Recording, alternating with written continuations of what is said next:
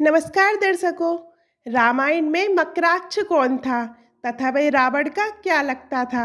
रावण के पास कई मायावी राक्षस थे, जिसमें से एक मकराक्ष भी था। हालांकि उसका मकराक्ष से पारिवारिक रिश्ता भी था। मकराक्ष को श्री राम से बहुत घृणा थी, जो उसने रावण के सामने प्रकट भी की थी। इस कारण रावण ने उसे युद्ध भूमि में जाकर श्री राम का सामना करने की अनुमति दे दी थी। जब वह युद्ध भूमि में आया, तब उसने सभी से युद्ध करने को मना कर दिया। श्री राम ने भी अपनी सेना को उसका सम्मान करने के लिए कहा तथा अकेले ही उससे युद्ध किया। आज हम मकराक्ष वध सहित इन सभी बातों को आपके सामने रखेंगे। आइए जानते हैं रामायण के युद्ध में मकराक्ष की क्या भूमिका थी।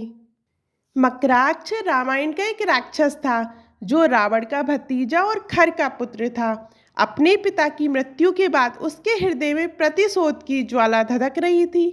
जब से दंडकारण्य के जंगल में श्री राम के द्वारा उसके पिता खर काकादूषण की सभी सैनिकों के साथ हत्या कर दी गई थी, तब से वह श्री राम जी से बदला लेने की चाह रखता था। जब श्री राम रावण से युद्ध करने लंका पहुंच चुके थे तथा उनकी सेना के द्वारा महान योद्धाओं अकंपन, दुर्मुख तथा प्रहस्त को मार गिराया गया था, तब रावण को समझ नहीं आ रहा था कि वह अब युद्ध भूमि में किसे भेजे। ऐसे समय में मकराक्ष ने रावण के सामने युद्ध भूमि में जाने की इच्छा व्यक्त की। मकराक्ष ने रावण को बताया कि जब से उसके पिता का वध हुआ है, तब से उसकी माता ने अपने सुहाग व अन्य आभूषण वस्त्रों को नहीं उतारा है। साथ ही उसने भी अपने पिता को अंतिम दर्पण नहीं दिया है।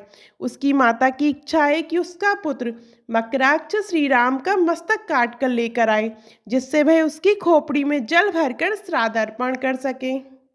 मकराक्ष की अपने पिता के प्रति ऐसी भक्ति देखकर तथा उसकी माता का संकल्प सुनकर रावण प्रसन्न हुआ तथा उसे युद्ध भूमि में जाने की आज्ञा दे दी। रावण से आज्ञा पाकर मकराक्ष युद्ध भूमि में चला गया। वह तेज गति से युद्ध भूमि में गया तथा पागलों की भांति राम को पुकारने लगा। उसकी पुकार सुनकर अंगद व लक्ष्मण जी आए तथा युद्ध की चुनौती दी, लेकिन वह केवल श्री राम से युद्ध करना चाहता था। उसने इसके लिए अपनी माता के संकल्प की दुहाई दी तथा श्री राम से युद्ध करने की इच्छा प्रकट की।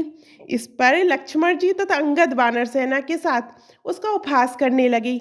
ये देखकर स्वयं भगवान श्री राम वहाँ आए तथा उन्हें मकराक्ष को उपहास करने से रोका।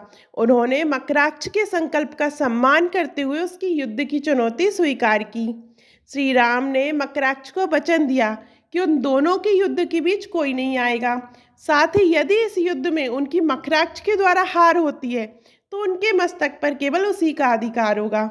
इसका उत्तरदायित्व उन्होंने लक्ष्मण जी को सौंपा। इसके बाद दोनों के बीच भीषण युद्ध शुरू हो गया। मकराक्ष अति शक्तिशाली तथा मायावी राक्षस था, लेकिन भगवान श्री राम ने उसकी हर माया को विफल कर दिया। अंत में उसने आकाश में उड़कर माया से अपने कई रूप धारण कर लिए तथा भगवान राम पर प्रहार करने लगा। इस पर विभीषण ने श्री राम को बताया कि केवल असली मकराक्ष के शरीर से ही रक्त निकलता हुआ दिखाई देगा। इसके बाद श्री राम ने दिव्य अस्त्र चलाकर मकराक्ष का वध कर दिया। साथ ही उन्होंने वानर सेना को आदेश दिया कि उसके सबको सम्मान सहित राक्षस सेना को लौटा दिया जाए। आपको रामायण में मकराक्ष की ये कथा कैसी लगी, कमेंट में ज़रूर बताइएगा। और अभी तक आपने हमारे चैनल धार्मिक चमत्कार को सब्सक्राइब नहीं किया है तो सब्सक्राइब कीजिएगा। जय श्री राम।